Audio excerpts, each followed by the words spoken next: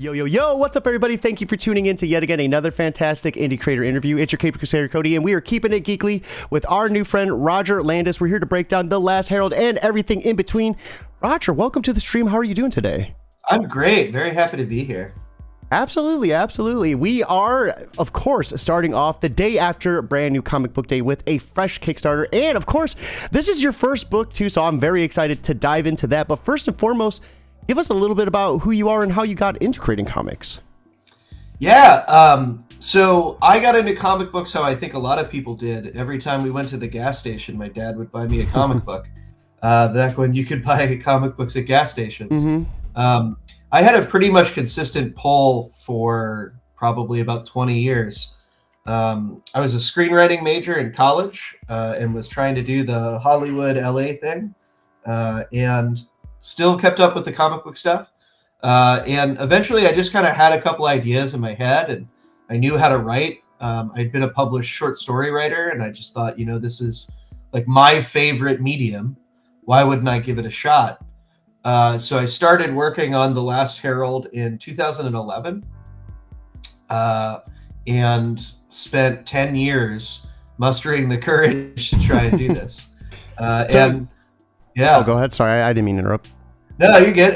Yeah, I think the pandemic happened and I, for the first time in my life, had time. And I just started putting kind of more energy into it and it ended up kind of yielding fun results. No, that is awesome. So give us a little bit about some of those short stories that you wrote. Yeah, I was a part of like a pretty cool art community in Columbus, Ohio, as well as here in Chicago, and would go and do readings, like live lit readings, where people would read like poetry and slam poetry and really intense stuff. Mm-hmm. And I would get up and read short stories about robots and aliens and, wizards and stuff. And it was kind of comical. It never really took off, but people kind of enjoyed it. But I consider myself a storyteller more than I consider myself anything else. I think that's kind of my backbone is always going to be in the narrative. Mm-hmm. So at what point I started really kind of trying to get stuff published. I had a couple things that got picked up early in my life and then a little bit later. I write a lot of bad people doing bad things. I'm really, really interested in kind of moral quandaries and ethical issues and things like that. And yeah, robots and aliens. So robots and aliens seems like such a big, twist compared to what you're currently working on now. Yeah. How did you come about creating The Last Herald? So The Last Herald started because a couple of things. The main issue is that I just wasn't seeing a tremendous amount of adventure fantasy outside of the like big 3, 4, 5, publishers. And I just I crave it. Mm-hmm. And I just even if you pull up Netflix, the amount of really quality adventure fantasy on there is really thin. And I just find that surprising, Every time, anyone does anything with the Lord of the Rings, it blows up. But we pretend like we can't try and do anything with original content in that world, or that genre, that is. And I thought that comics was really particular with that. I got into indie comics only maybe 4 or 5 years ago and have really moved away from a lot of the big 3 stuff because they're giving me the things that I'm craving. Mm-hmm.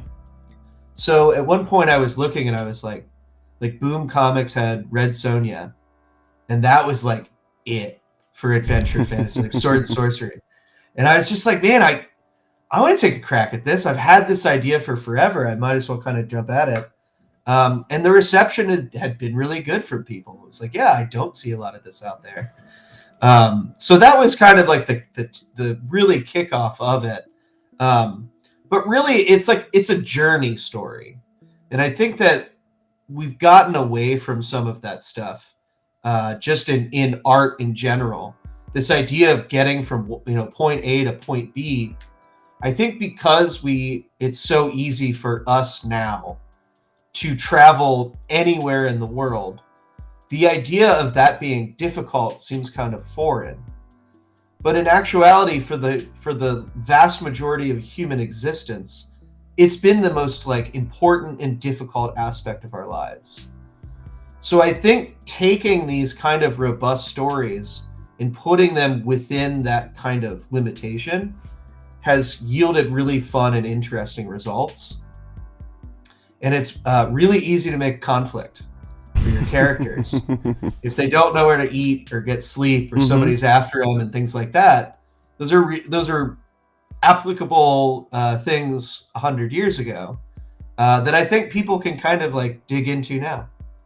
You know, I love every bit of that. I know as a kid, when I would read, Lord of the Rings and just get so lost and immersed into the world, like the detail and everything. I got to ask, what were some of your influences going into this? Huckleberry Finn, oddly. I got a tremendous amount of influence out of just like, it's really a story of two guys walking. The other one would be the Border trilogy from Cormac McCarthy. Again, it's a lot of just like a guy and a wolf walking and walking to Mexico. But I think like taking that kind of literary background and then trying to find the world building of a Brandon Sanderson or a Star Wars, right? A lot of Star Wars is journey stuff, especially that middle trilogy. It's about a guy trying to find his way. I think sometimes the other ones got that a little muddied, but it certainly is a journey story, and I think that taking a kid who just wants to get some power converters to saving the universe is a cool idea. So yeah, I think that was kind of what really propelled me towards that idea of journey. So real quick, for everyone that is watching, right here is the link to the Kickstarter. We're going to be going over this in just a little bit, but be sure to check this out while you can. Back it if you're unable to back it. Simply putting it on Facebook and Twitter is 100% free. Word of mouth is always free to do, and it helps get as many eyes on this project as humanly possible. Hold on one second. Sorry, we have a loud motorcycle on the road. So speaking of The Last Herald, who's all involved, in terms of the creative team? Yeah, so it's interesting. Like when you start doing this is my first book, so I hadn't the robust connections that I do now. But I found like an international team of ne'er-do-wells and artists to help me out with this thing. So Jorge Capo is in Argentina. He is our artist extraordinaire and co-creator. He designed all the characters. He has a wealth of experience in South America. I believe this is his first English language book, which is really cool. He's been a dream to work with. Someone who has a little bit more experience, who could just like take over from there. It's been really helpful. Samuel Bush is in the Isle of Wight in England. He is our colorist and has brought so much life to some of these pages that I just didn't even think was possible. That my biggest recommendation is like make sure you get a good colorist, because it's just crazy the things that they're kind of capable of. And then Marco de la Verde has been our letterer. He also handles a lot of the hey, this doesn't fit on the page stuff, which he's worked with Marvel and DC and things like that. So he's like really helped out the kind of page management side of things as well. And then we're working with Odyssey Comics and Marcus McNeil. He is the editor extraordinaire. He really kind of guides us forward and is really capable of letting us know what's working, what's not working, what he'd like to see differently, in a really, really helpful and professional manner. I really don't think I'd be here without him. No, that is awesome. We've had Odyssey Comics, Yubi, so we were talking about this backstage. Yubi's was on the show, so an awesome experience. We have J. Michael Miller over on YouTube. Stop in and say, love that cover. That cover is pretty gorgeous. Give us a little bit about that too. Yeah, so the comic is really about like a core set of 3 characters, and I think that one of the coolest aspects of it is that we kind of get to look at different angles for exactly what we're trying to accomplish. So that variant cover too, which I think is on there somewhere, is a really, really cool thing. Del Brovich did this cover. It wasn't the original cover. The one that I kind of shipped beforehand was a little hastily taken. And this just like, I don't know. One of the hard things about comics sometimes, and especially with cover art, is you kind of have to make it feel three-dimensional. Mm-hmm. And a lot of times I think that like with indie comics in particular, things feel really 2D. Which is hard by exact nature. It is a two-dimensional thing. So to really make it kind of pop off the page, I really feel cool about the fact that like when this came out, again, like the colors, the kind of like hellfire and brimstone that we're kind of bringing with this character of Father Torin, really, really sets the tone. So what was it like working with a creative team? I know you said you had experiences doing short stories, so that was kind of just you, right? Like working with a team seems like it would just be a completely different like ballpark. Totally. It's so much better, and I'm extremely like every time I'm working on a short story and I just like write something and feel like it's perfect, I just kind of like have to look at it with a new lens of like, oh, there's no Jorge here to tell me this doesn't make any sense. Like there's nobody here to just be like, what were you thinking with this? Like, I don't understand. It's great. I mean, again, it's like somebody can bring something to my attention that maybe I don't catch. I feel like I have to kind of like be the overseer and make sure that things are kind of getting done from my vision to the page.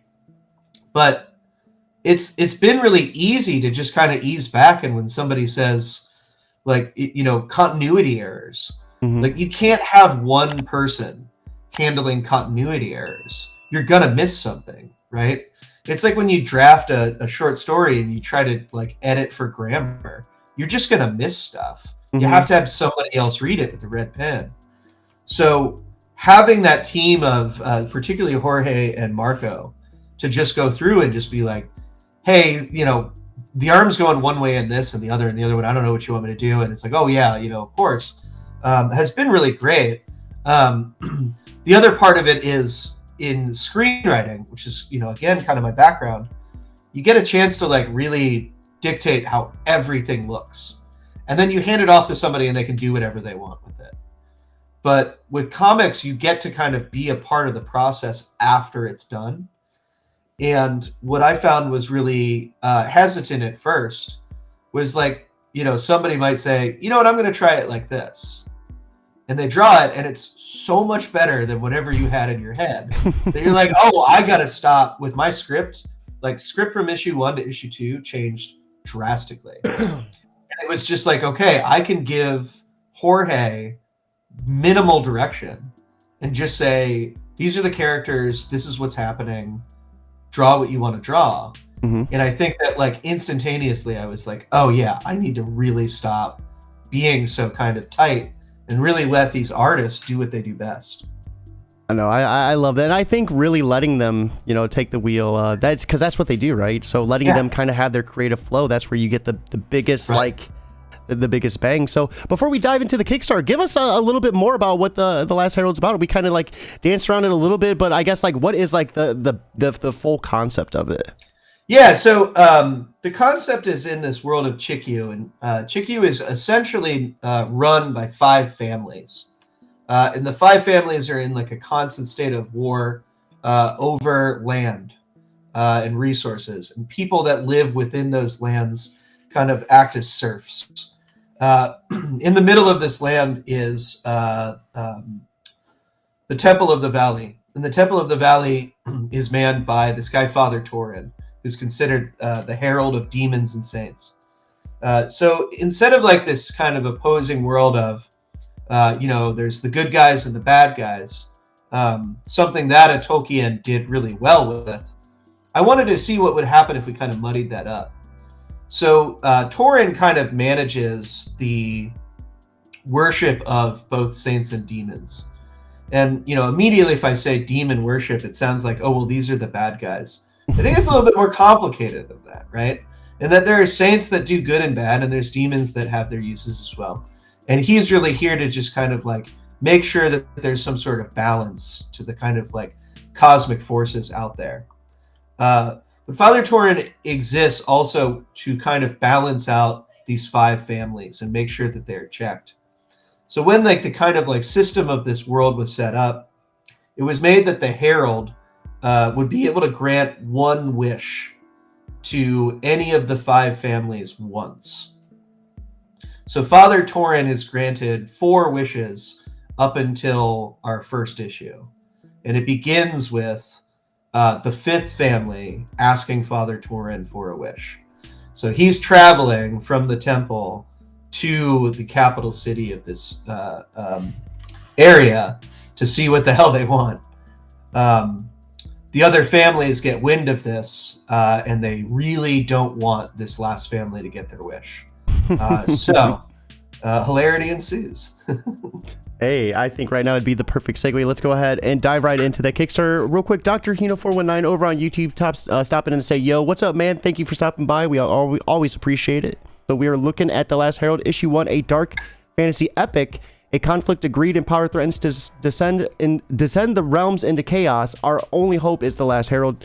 Currently at $665 of a $950 goal, with 24 backers and 19 days left to go. I mean, you're like right over that hump. What looks like 1/3 to go, man. How you feeling? Yeah, I feel good. Once we hit to like 8, I'll be like, okay. Like, I can breathe a little bit. Yeah. No, it feels good. I mean, we got a really nice push right at the big, so it's been good so far. Just keep on chugging it along. So, with Kickstarters, they can be pretty stressful. With this being your first book and your first Kickstarter, man, how are you feeling? How are you holding up with it? I'm definitely counting down 19 days, so that's for sure. It's been a good experience, and luckily Odyssey Comics and Marcus McNeil has really taken on the brunt of the kind of like efforts for this. Mm-hmm. My talents lie in narratives. It doesn't really lie in marketing. So I'm extremely appreciative of the publisher. And then right here we have a look at the cover. This is cover A. Yeah. So this is, this is the variant cover. Pardon me. Yeah. So this is this really cool cover. One of the other Odyssey artists, I've been like a huge admirer of, Federica Manchin. She just has these like amazing way of working with textures. Mm-hmm. And since we have this kind of like core 3 characters, this is Grey Viper, kind of like walking up to declare like entry into the temple. And it's just this like really kind of cataclysmic big moment. I think that every first issue of any comic really needs to have this kind of like hit you over the face kind of intensity. And that's that moment for us. So I think this is a really cool way to capture that like initial kind of thing. And we have my mom over on Facebook stopping, and she's like one of my biggest supporters. Thank you, Mom. How long have you been into this? So creating comics just overall. Yeah, I mean, I started this in 2011. So that's been my biggest kind of thing, is I really wanted to take my time and make sure I felt like I understood what the heck I was doing. And then kind of building out exactly what it looked like, fleshing out the world, the characters, the conflicts, as well as just kind of teaching myself how to make comic scripts and meet people and do all that stuff. Mm-hmm. And then we have a look. So this is the main cover, right? Yeah. Okay. So who are we looking at right here? This is Father Torin. Father Torin is like he's like the most powerful person in the world. And everyone kind of knows that he's the most powerful person in the world. But he just kind of operates on this kind of level of humility that I think is unexpected. So you can kind of tell like the people that work for him, like his protege, Ewan, compared to like the people that live around him in the village, they hold him with like reverence, but they kind of understand that like this is the most caring person in the world. But he's also terrifying. Like he has the capabilities to do things that are kind of indescribable to just a modern person. But at the same time, he really does take care of the people of this village, who are all kind of lost souls that found their way here, not in the best of circumstances. And he takes them in and cares for them. But at the same time, he can herald on the magics of the demons and saints of the world. That is awesome. So here are some of the interiors as well. So give us a little bit of a breakdown of what we're looking at, as I scroll. Yeah, so these are these kind of like henchman characters. Dame Helen Mirren has a spider tattoo on her hand, and I always thought it was really cool, and I've kind of copped that. So shout out Dame Helen Mirren. These guys, he's got like a string attached to his hand, and if anything trips the bridge, it kind of pings the string on his hand and connects to all these little tents around. It was just this kind of weird effect that I thought of one day, and I finally got to use it in something. Oh, that is awesome. We have a mom over on Facebook saying this reminds her like a Stephen King story, like Dark Tower. Yeah, she loves Helen Moran as well. Yeah, right. Shout out Helen Mirren. So we see someone's trying to make travel on this bridge. So they're getting held up by this band. Yeah. So this is Grey Viper. We don't, I think, know this at this point, but she's got this like stag that I always just thought was really funny. I went through like 14 different ideas for an animal that wasn't a horse that she might kind of ride. At some point, I had her on some sort of giant reptile, but I figured it would just be more fun to just do like a stag. Yeah, this is the old snake in a bag trick. I just thought it was really funny and really kind of set the tone for this. That she's just kind of on a different level than everybody else. And I kind of try to, with the comic book, kind of bolster her up and make her kind of terrifying while still giving her human elements. But yeah, the old snake in a bag trick. And these colors are gorgeous. You definitely weren't lying when you said it was important to pick a color. It's like these are like I just love how like different the atmospheres feel, from on the bridge to like within the temple. Yeah, absolutely. So what's going on here within the temple? Yeah, so this is our like tertiary character, Ewan. Ewan is I say protege, but I think that would suggest that he would be trying to move up the ranks. Ewan has committed some sort of sin that has received the punishment of having to be around Torin. And it's kind of like a father-son relationship. I think that there's some like just really kind of close-knit understandings of how to kind of the world should be handled. And Torin is kind of there to guide him. There's also this kind of suggestion that there's something about Ewan that's special. And that Torin is going to kind of use that for his own gains. He is like really unabashedly just like, I am here to do what I need to do. And a lot of other people don't matter along the way. And Ewan is this great kind of way of him just like being extremely like warm to him in moments. And at other times being like really rough. So this kind of sequence is this little bit of exposition where we kind of learn more about demons and saints and the relationship between Ewan and Torin. I really love like that mindset. Like he'll do whatever it takes to get that job. It's like have you ever seen Legion? Yeah. With Gabriel when he comes down and he's like getting ready to kill a freaking baby, and it's like right. Too much, but he's like, it's what God wants, That contention of like these are the things, like he's here to like kind of keep everybody at bay, but like he has obligations to higher powers that sometimes leads him to do things that people feel really uncomfortable with. I think that the thing that I wanted to really investigate, to use what your example was, like what would Gabriel be saying to God right before that happened? Like that's what I want to kind of really dive into. Like is it just him going, yes, or does he have some mental conflict that goes into this?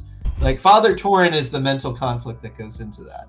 Oh, I gotcha. I love that. I love that. I just love how deep everything gets too. Multiple layers to it. Yeah. So right here's the big stand. This is demanding entry into the temple. Yeah, exactly that. So Temple's extremely heavily guarded, and it's kind of well known that this is like a place that you are not allowed to come to. Mm-hmm. Father Torin is well protected while he's in this temple, something that was agreed upon with the families. But you never know what might happen. So it's like a monumentally big deal that somebody would show up at the steps of the temple in this kind of manner. So Grey Viper does what Grey Viper does, which is, the most kind of extravagant, flamboyant entry that one might possibly do with this kind of green snake, which is the symbol of her house. Mm-hmm. No, I take it she's one of the families that has already gotten her wish. She hasn't. She's coming to hasn't. ask for her wish. Yeah. So she is the representative of the family. So no wonder the other four are trying to stop her. Exactly. They're like, whoa. She's a member of its House Turok. House Turok is like the strongest and most like thought out and well fortified house. And they've held out for decades without asking for anything because it's like they don't need anything. Mm-hmm. So the idea to the other houses that they might be able to get some sort of a leg up is really kind of terrifying. The other aspect of this is that, kind of like any deal with a demon, with Father Torin, it's never going to go exactly the way you think it does. So into the story, we kind of see flashbacks to other wishes he has granted and how it is kind of like helped in some cases and really devastated other families. No, that is awesome. And I cannot wait to see what happens after this. It looks like one hell of a showdown's about to occur. Yeah. So right here, let's take a look at some of the rewards you can get by backing this campaign. Right here is the link for anyone that is interested to check it out with us. So for $5, you can get the standard PDF. Hold on 1 second. There we go. At $10 or more, you're going to get the deluxe digital bundle. So give us a little bit about this. So we've got like a pretty robust Odyssey digital bundle now. So it's actually really cool. You get to get like, I think it's 4, 6, 7 issues right off the bat digitally, which I think is great. For $10, get 7 issues of comics. It's really, really dope. And then at 15 or more, you get the standard bundle, so a physical copy of the Last Herald issue #1 with the PDF, as well as the Odyssey Comics digital catalog too. Yeah, I think this is a great kind of gateway to a lot of the stuff that Odyssey's got going on. Plus, you get the digital print, the physical print, which is, for me, what I really wanted to kind of get in there. At 18 or more, we have the standard variant bundle, so you get the Last Herald issue 1 digital PDF, the digital catalog, and then the variant cover. And then that's going to be the one at the top, right? Yeah, exactly that. So this is what I think is really fun. Is like the comic book's done. A lot of times when we get into like Kickstarters and stuff, and I've definitely backed a bunch of stuff, it takes a long time to get your physical book. Mm-hmm. All we have to do is print the thing. Like we are done. It is done and dusted. Everything's good to go. There's no worry that if you back this, you're not going to get what you kind of signed up for. This is to help us with printing costs and getting the second issue out, which is 60% done, 75% done. So it feels good that it's like, yeah, like if you want this, you can have it. For people that have already, we did a couple conventions. For people that already have Last Herald issue 1, we've got the variant cover 2 to make it worth picking up. And then at 20 or more, we have the deluxe standard bundle. So you get the print and a trading card as well. So right here is the picture of the print and then the trading card. Yeah, that's the print trading card. Marcus did the trading card, which I think is fun. It's not a lot of like publishers that are like, do a trading card. I'm like, cool. We have the deluxe variant bundle at 23 or more. So that'll get you the variant cover with the print and the trading card as well. And then are these early bird bundles still available or are they done? I think they are actually. So these are 25 or more. You get issue 1 digital, the digital catalog, the physical copy, the variant copy, the print, and the trading card. Collector's bundle gets you all of the above, a World Anvil access, and a map print, a Hero Forge mini. So give us a little bit about those guys.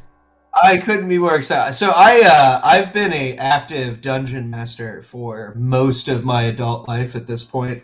World Anvil is this amazing kind of like story tracker system Mm-hmm. where you can kind of like input characters, in the world of D&D, like NPCs. You can input maps, towns, magical items, things like that.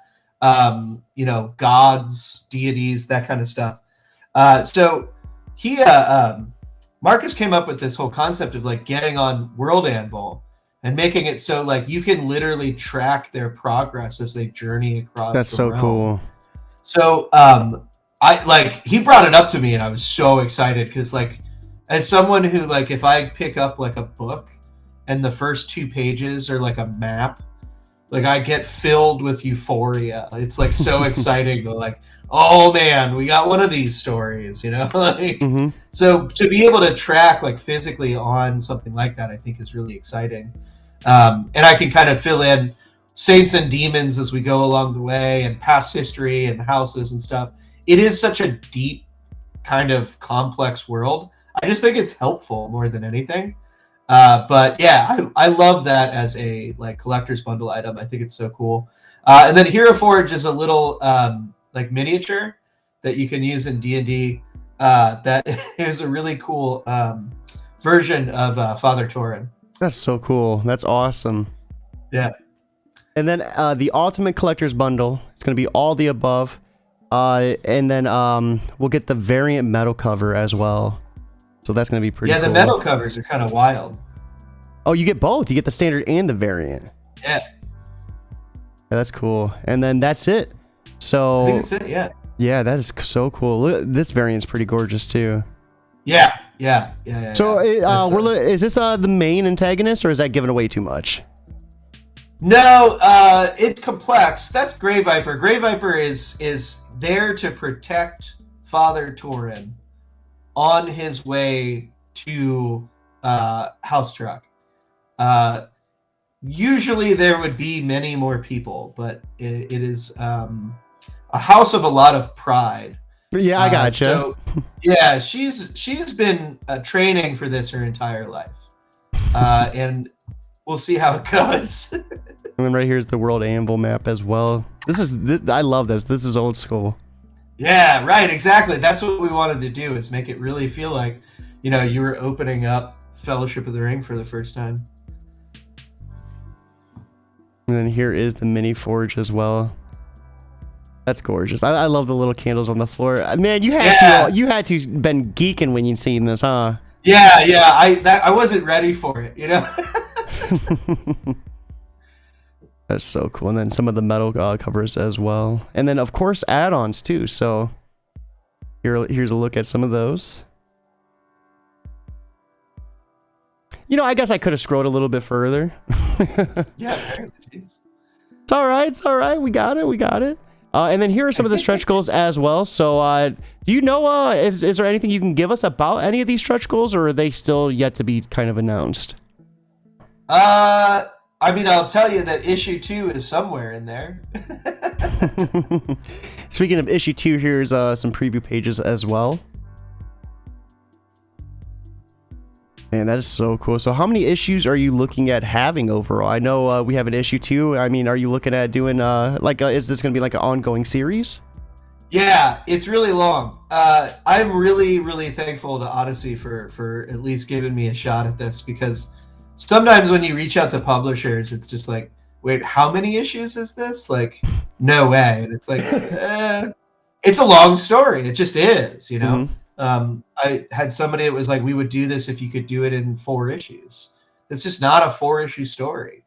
So it's 4 arcs of 6 with 2-issue breaks in between. So wow. Whatever that number is. It's a big number, though. That is a big number for your first issue in your first series. Holy crap, man. Yeah, I one of the saints in this story is Saint Ambition, and it's not seen as a very good thing in the story.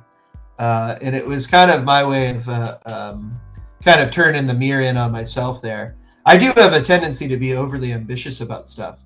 And some people get really excited about that, and some people are just like, no way. So yeah, first issue I went really ambitious, so we'll see how it goes. So what's speaking of issue 2 and an ongoing series, what's next for you? Are you just working on this series, or do you have any other projects in the works?